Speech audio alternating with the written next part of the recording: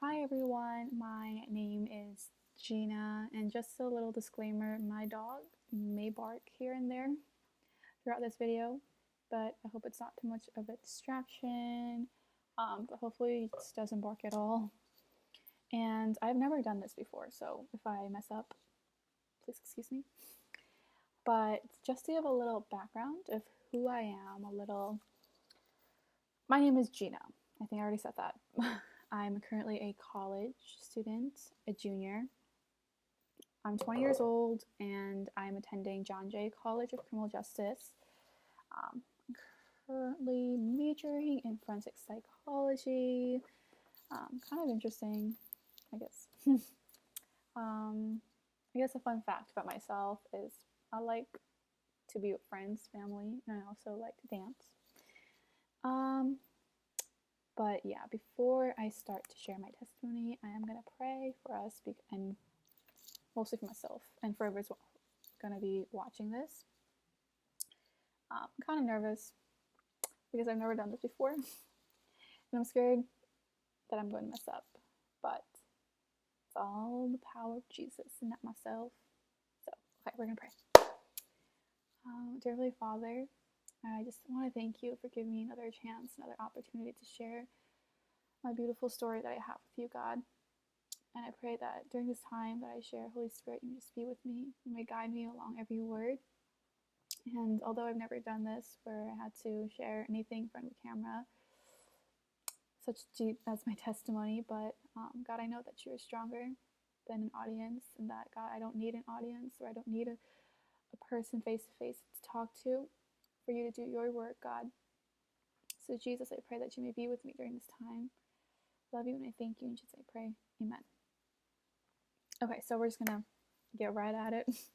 So it was, I am now, like I said, a junior in college. So when I first started attending Adam Down, I was a freshman in high school.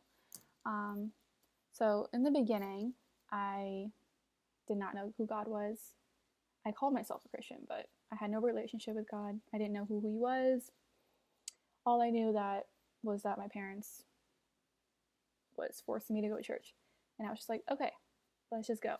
And I was really comfortable at my old church. I had a lot of friends there.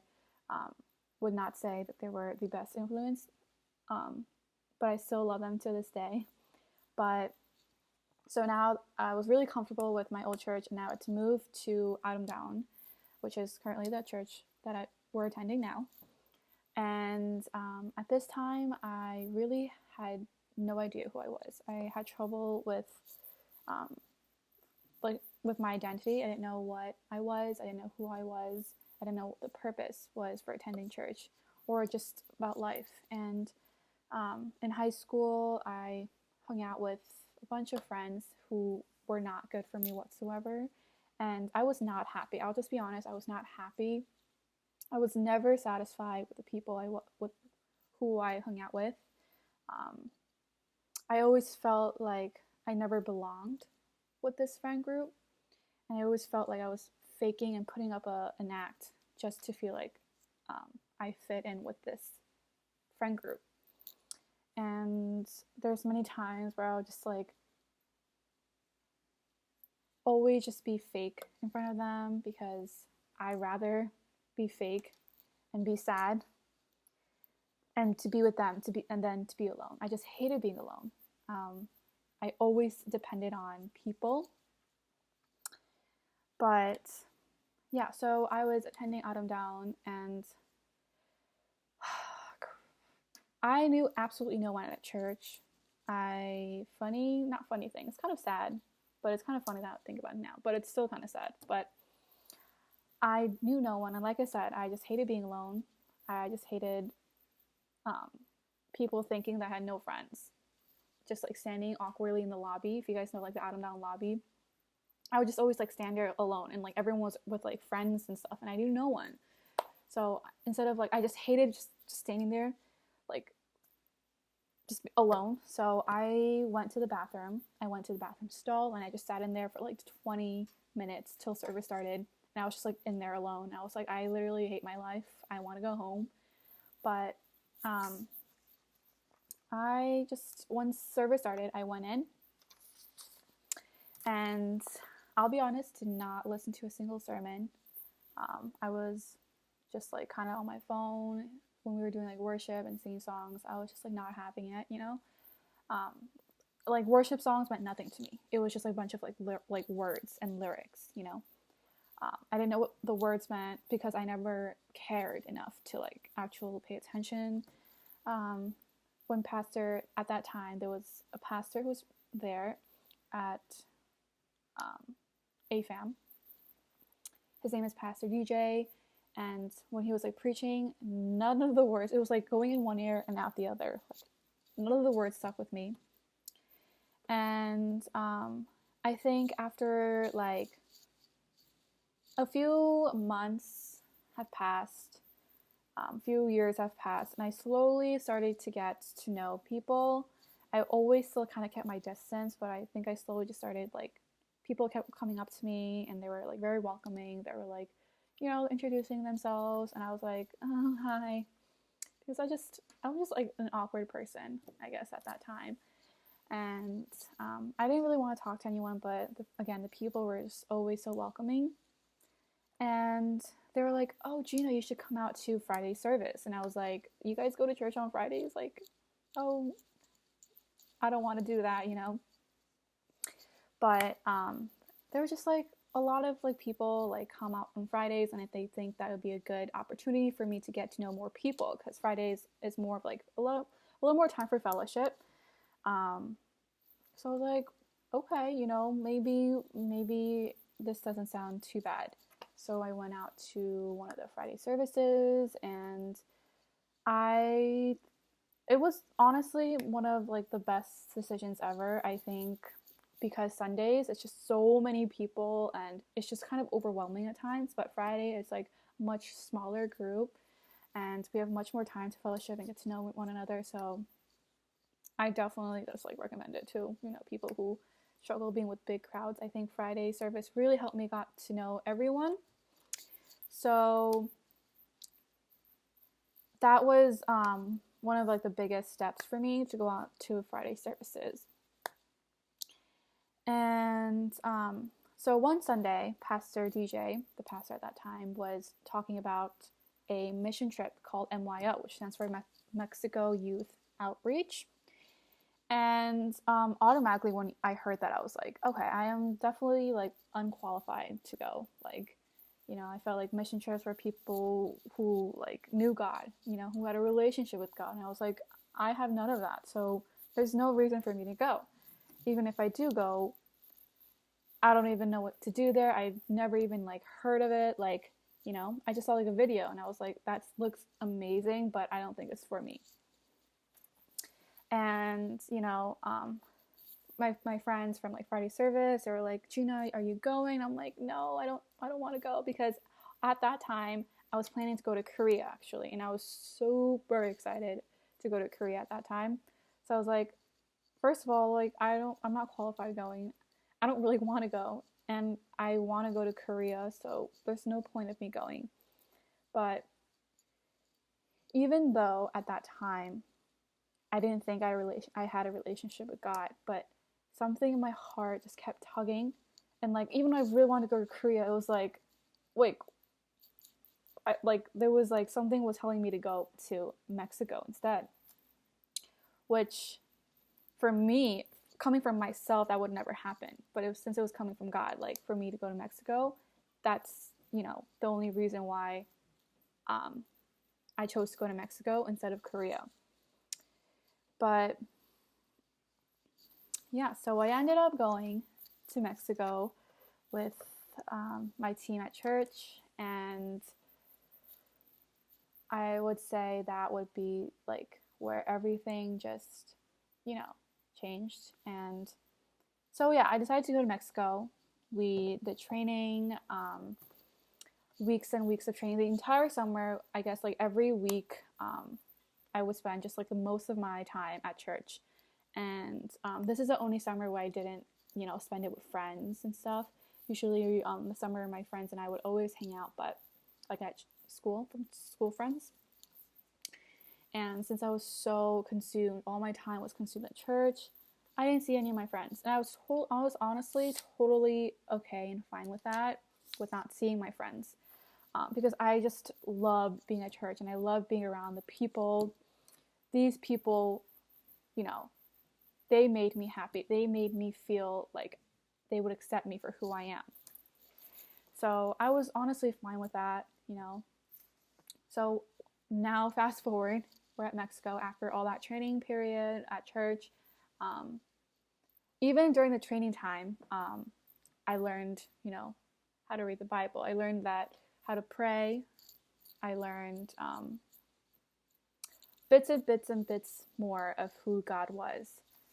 And now, for real, fast forward to Mexico. We got there.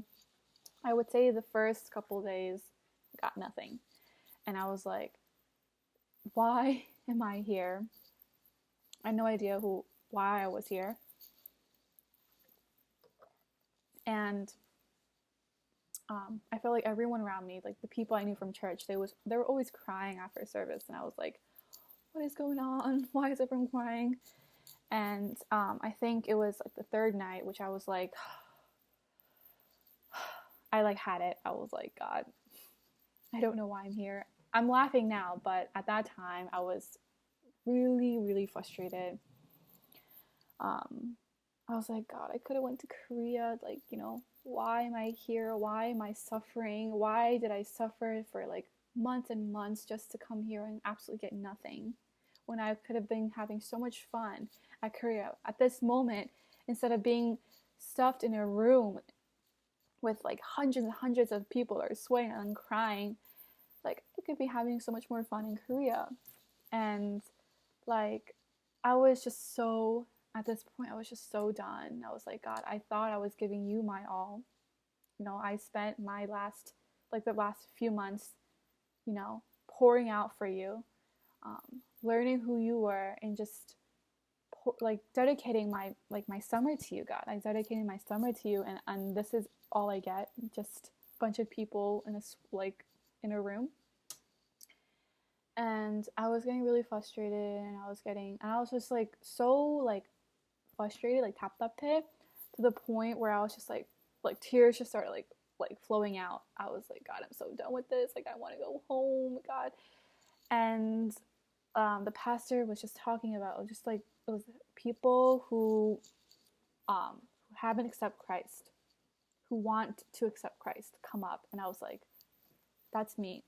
I think that those, when the pastor was talking about that, something just clicked, and I was like, okay, like I want to go up because I want to know who this God really is, and I want to I want to dedicate my life to God. And I was just praying. I was like, God, you know, even though I don't want to be here, I know that there's a reason why you brought me here. You know, I know and I trust that you have your reasons that you brought me here. And at that point, I was just giving all my struggles, my worries, my doubts, and I was just like praying. I was like, God, just please take this all, and I want to meet with you. I want to be with you for the rest of my life, and I dedicate my life to you. And in that moment, when I was just like praying, and people were praying for me, and in that moment, and like I can't even explain. I can't explain that moment to words. There's no words that could explain the moment, how I felt in that moment. It was just like I was literally like yelling. I was screaming, like, because I was so frustrated, because I wanted to experience his love. I was so frustrated. I was like, God, I really want you. You know, I dedicate my life to you. Not even my summer, but I dedicate my entire life to you, God. I was praying that, and all of a sudden it was like I was yelling, crying. I felt like a huge sense of like peace. And imagine just going from like yelling and screaming to like oh my gosh. And I just fell, and I was just like, oh my gosh, like I don't even know what this feeling is. I never felt this like from any human, anybody, anything. I've never felt this way. And like to this day, it's like nothing could ever like make me forget about this moment, that exact moment. And it's not something you could get from anything or anyone. else. But I just felt a huge like sense of peace and so much love that I've never had in my entire life, you know? And I'm usually a person who's very like careful around people, and like people who's like watch. I'm very like, I look and observe, and I don't like when people look at me. I care a lot about what people think. But in that moment, I was like, even though I'm a mess, I haven't showered, God, even though that I was like crying my eyes out, did not care in that moment. I was like, I don't care who was watching. I was just on the floor. I was just crying, and I was just like, God, I don't want this moment to ever stop. And in that moment, I felt like all my doubts, all my worries, I was just giving it all to God. And I felt, that's why I felt so much peace at that moment, because every burden, every struggle, every like worry I had and I carried upon my back, it literally just felt like I was just giving it all to God. And it felt like I was like kind of like not flying, but I was very like loose, because all that amount of like heavy like weight of like struggles and worries and fear, it felt like it was just going off my shoulders. And I literally felt like a fly, because I was just so like like our peace. And in that moment I was like, oh, this is it, like, you know, like, God, I don't want this moment to ever stop. And I don't care how hard things would get, because like a sermon, I would always hear sermons saying like, once you accept God, it's in the Bible as well, once you accept God, like your life will not get easier. And I always thought, you know, if I accept God, like, wouldn't my life get easier? You know, knowing who God was and knowing the purpose of living, I was like, my life will get easier. But no, in that moment, I knew that things would not be easy, but it would get harder. And I was like, God, I don't care. I don't care. I was like, give me all you have, God. Like, nothing could ever make me run away from you, God. I was like, God, I was like, give me all that you have. You know, give me any challenge. I will ace it, and I will come back running to your arms, and I will follow you for the rest of my life. I was like, God, I promise you, you know? I literally remember this so clearly. I was like, God, you give me all that you have, because I will fight and I will win, and I will be running to you no matter what cost. And God did give me challenges. Literally the first day of school back in New York, I was like, oh my gosh, I didn't know it was going to be this. I didn't know it was going to be this hard, God, you know. But so now I'm back in New York. My ever since Mexico, like I was always like praying daily. Woke up, pray, would spend time with God, and I was like, God, I'm excited for you. I'm excited to go back to New York now, because I'm like I know, like, I've met with God now and I accepted Christ into my life, so I'm able to go back to New York and just spread all this love and joy to everyone. But the second I went back, I was like, okay, this is reality now. I'm going back to school. I'm not going to be around my friends at church anymore. This is where my life is at now, you know? So I'm a senior in high school now. After 2017, I'm a senior in high school now, and I was really, really nervous going back to high school. So high school, 4 years, right? So the past 3 years, I was always with constantly with the same friend group. And even before high school, I was friends with these people for like so long, like 7-8 years. I've been friends with this friend group. They were like considered my best friends, because they were the only friends I had at that time. And mind you, I haven't spoke with them for like I haven't like spoke with them or hung out with them for like 1-2 months, because of the entire month of summer break.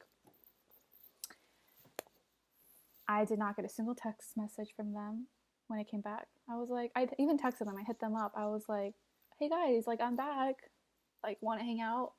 They did not even care to reply. And I was like, what is going on? Like, I did not get into a fight with them. I did not leave on bad terms with them. It was just simply we haven't talked for a couple months, like 1 month. It was simply because we haven't talked for a month or seen each other in a month for them to totally like not talk to me anymore. You know, it's funny because like I said, we've never gotten into a fight, nothing. It was just because we haven't seen each other in a while.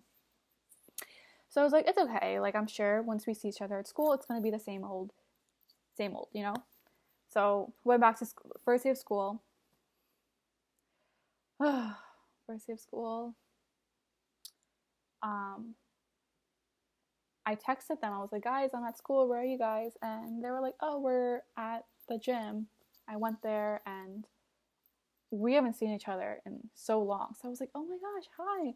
And I was like going in for a hug and they were just like, hi. And I was like, what is going on, you know? And they just walked away from me. Like, they walked away from me, and the second they did that, I was like, tears started like flowing down my face. I was like, it was one of like the worst feelings of my entire life, you know, because I've known these people for years, and I've basically like grew up with these people, middle school to high school, and I've been with these people for so long, and it just made no sense to me that they would act this way towards me because I haven't seen them in a while. And I just remember going to the bathroom, locking it, and that was my first panic attack. Like, I was crying and I was shaking. I was like, I called my mom. I was like, Oma, you have to pick me up. I was like, literally, I couldn't even talk because I was just crying so much and I was just shaking. And I didn't know what was going on because I've never like cried or felt like this much like anxiety. And I was like, Oma, you have to pick me up. I was like, Oma, you have to pick me up. Like none of my friends are talking to me. Like, this is the worst thing. And my mom was like, she was like calming me down. She's like, it's okay, Kinchana, just go throughout the day at school. Like, I'm like thinking about it now. I was like, that's really mean because I was literally just like crying. I was like, pick me up, and she's like, you have to finish school. You know, Korean moms. So I was like, okay, and I just like I hung up and I was just like collecting my tears, and I was like, you can do this. I was like praying at that time. I was like, God, you have to like, you know, at least just like put me through this day, and like I just want to end quickly, and I just want to go home. And I think like I only made it throughout that day because I was just praying constantly, because just imagine all your friends at school just like instantly like boom, like stop talking to you. Lunch. I think lunch was like the worst part because I had no one to eat with, and so I would eat alone in the bathroom. Senior year of high school, I would sometimes eat alone in the bathroom. I would just not eat at all. I would just go to the library and just pretend to do work when meanwhile I was just crying. And I was like, I remember going home almost every day. I would just cry. Sometimes I wouldn't even make it to my room. I just opened the door leading into my house, and I would just like drop, like I had no strength. I would just drop to the floor and I would just hysterically just cry. This was my routine. This was like every day, almost every day. Even going on the bus back home, I would just cry. You know, at that time, all my friends drove and they would always like drive together, and I was like riding the bus by myself, you know. And I was a senior in high school, and at that time, none of the seniors rode buses. Everyone had their cars. Everyone had friends who drove. And because I had no friends at that time, like I would just ride the bus alone. I sound so prusange, like I sound so like don't like, you know, you don't need to pity me, but it was just like literally just like the worst. I can't even explain it. It was just really bad. And I just remember going home crying almost every day. And I don't like to show how I feel to my parents, and they would always be at work when I got home from school. and I would always pretend everything's okay in front of them.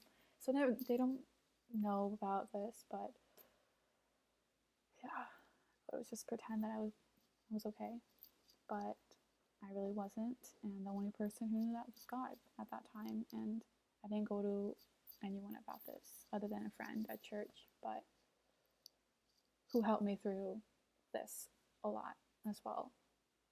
But I remember it was like the middle of high school, like middle to the end of the year of high school. And I remember just crying. I was like, God, like, I know I said to give me your best shot, but I really didn't think it was going to be this hard, you know? And I was just crying. I was like, God, I can't do this anymore. You know, at that moment, I was really deciding. I was like, should I just go back to my old friends? Should I go back to my old life? I was really contemplating that in that moment because it was just so tiring and exhausting at that point. Because months and months of months, it was me just crying. I was like so sad, you know? And I was just crying. I was just like on my knees and I was like, God, like I can't do this anymore. Like this is so exhausting and I'm so tired. Like I don't even think I have any tears left in me. You know, that's how much I was crying. And I was like, God, I just want to go back to that moment when I was with you in Mexico. I just want to go back to that moment when everything was fine, when everything was good, when I was around my Christian friends. And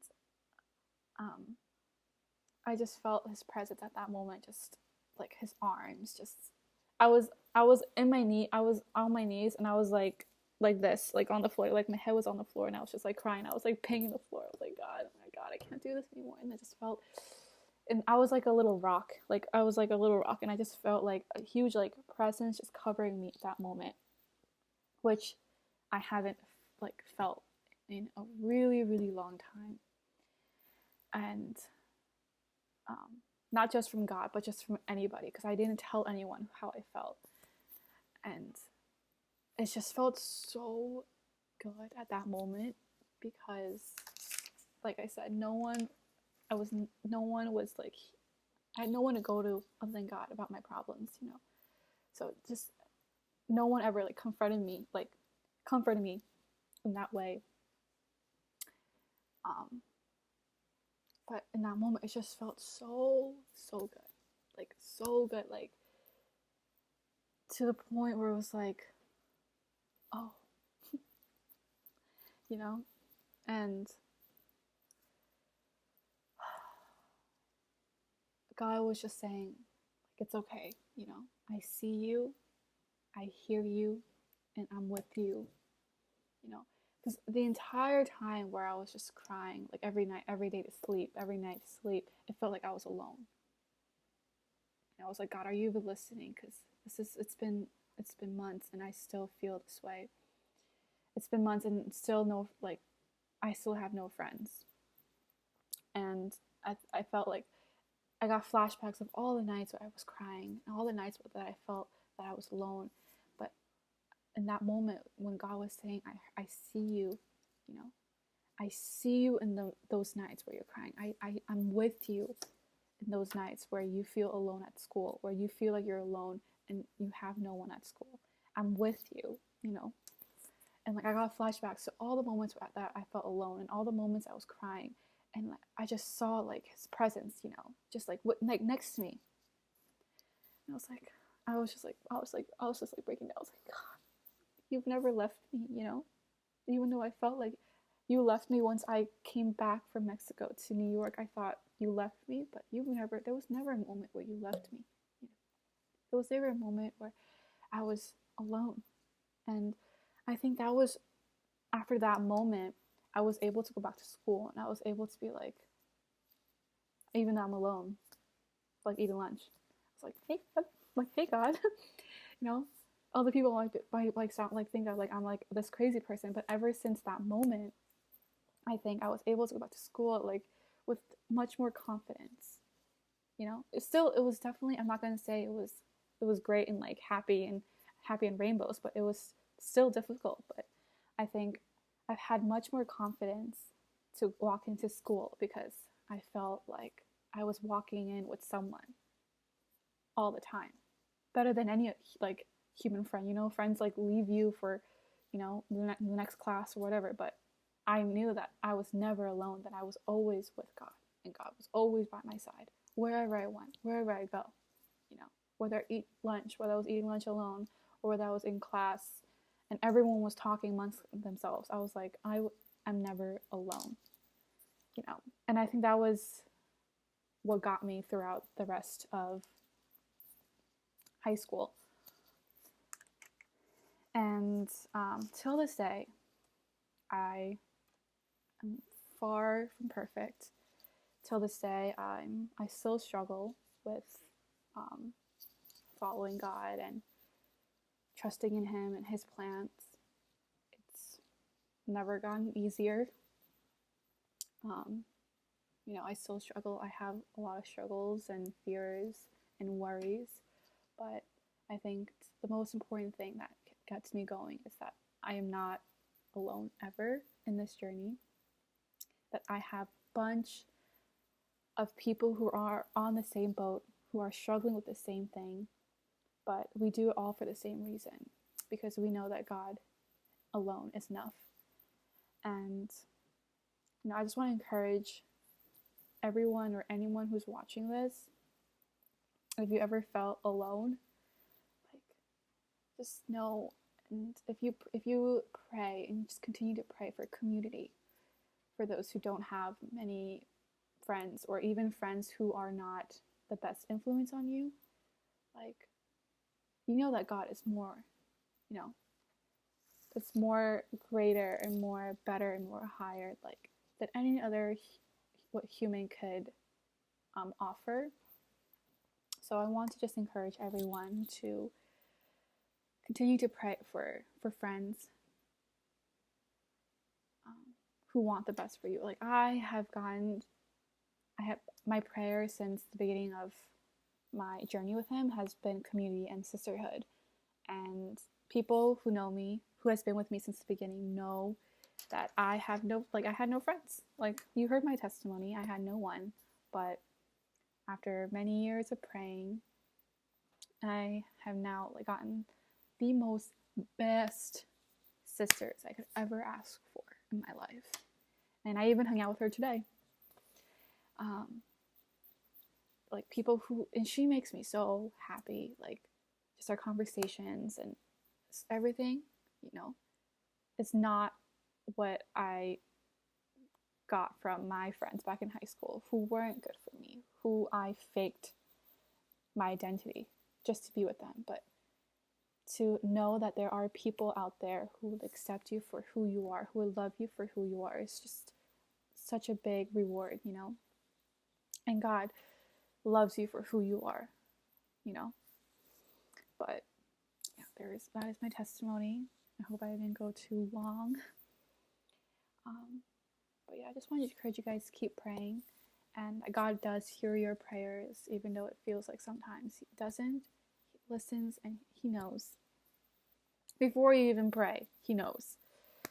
But yeah, thank you guys for listening. I hope you guys have a great day, night, weekend, week, or whenever you guys will be watching this. But